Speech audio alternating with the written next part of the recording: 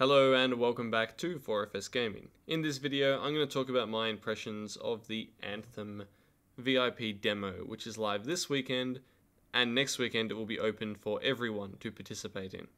Now, I'm going to get this out of the way first. The launch of this demo was an absolute mess. Server capacity was the first issue, and although they said that was quickly overcome, there are still a number of bugs that probably about 13 hours into the demo are still prevalent.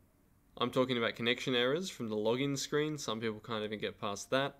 There's a loading screen error that makes it almost impossible to get into games, and it sometimes means that when you finish a mission, all of your progress is essentially reset, except for some of the loot pickups. There are server desync issues when you're playing, and occasionally enormous lag spikes and rubber banding issues that make it almost unplayable. But I'm going to take all this in good faith and assume that these are issues with an early build of the game that is not foreseen, and they're all going to be fixed up before launch, or even by tomorrow and next weekend. Anyway, I really hope they're fixed up by then, because a lot of them are pretty game breaking. Now, if you are persistent and you have a lot of time and you're able to reset the game a lot, you can eventually get into some games.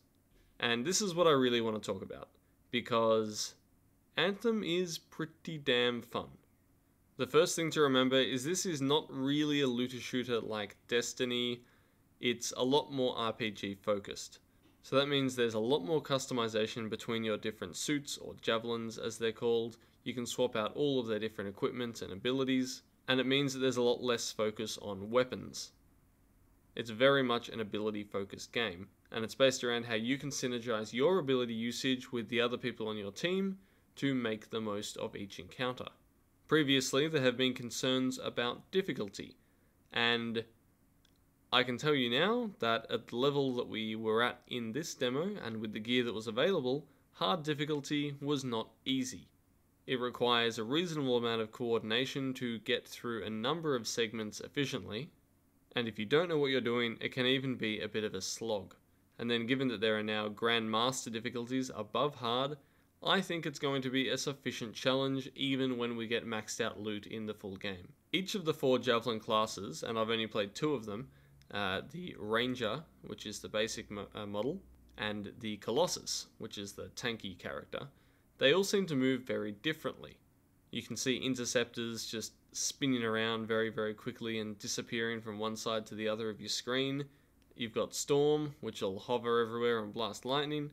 The Colossus with their big shield that they pull out and stomp through enemies and then unload ordnance from afar. And then the very versatile Ranger that flies around and fulfills a variety of combat roles. The differences between them are pretty extreme, and I think that's really good.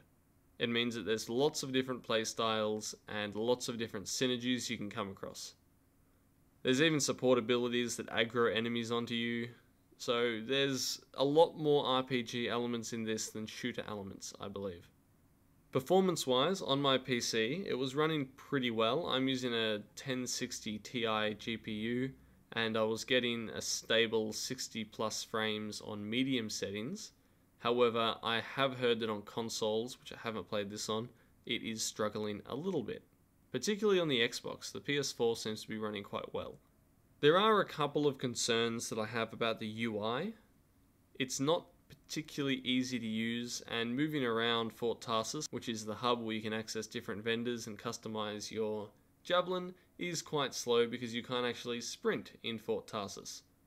Speaking of customizing your Javelin, that is another massive highlight. You can micromanage every different color and shader on each part of your Javelin. You can change the texture of its parts, and I'm assuming there's going to be a lot more customization in the full game, because that's something they can actually monetize. But as it stands in the demo, customization is very, very good from both a visual and from a gameplay perspective.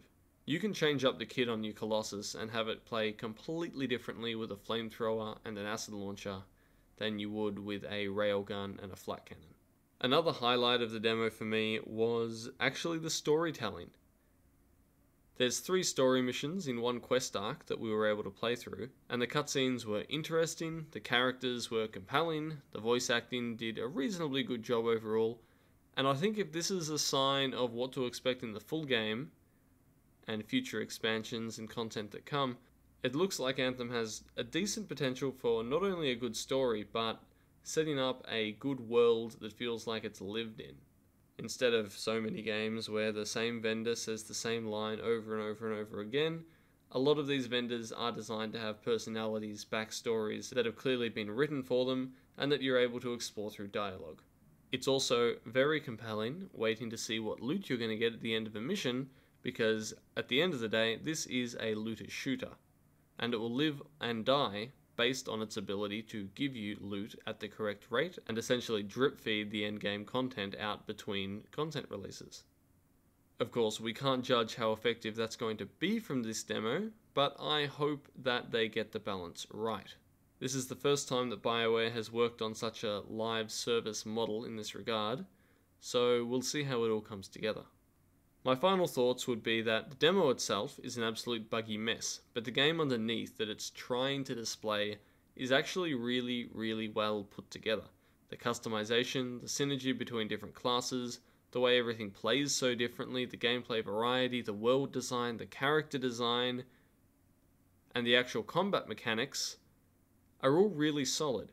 Shooting your weapon doesn't feel that great, to be honest, but it's not really a game about shooting your weapon. That's just there to use so you've got something to do while your abilities come off cooldown. Except for sniper rifles. Sniper rifles are pretty good fun. So if you want to try out Anthem for yourself, next weekend there will be a repeat of this demo, which I believe is open to everyone, and hopefully by then they'll have a lot of the kinks ironed out. I'm probably going to play some more. I'll pick it up on the next weekend as well, just to see if they've fixed any of the issues. And I'm looking forward to seeing where this game goes. Honestly though, the jury is still out on whether I think it'll be successful or not, because, as I said, it will live and die based on its endgame content.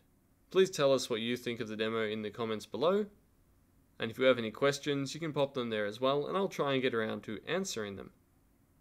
I'm also thinking of putting together a video focusing on the Colossus, because I'm having a lot of fun with that class, and I want to give people a little look about what he can do. So thank you so much for watching. This is Ascendance from 4FS Gaming.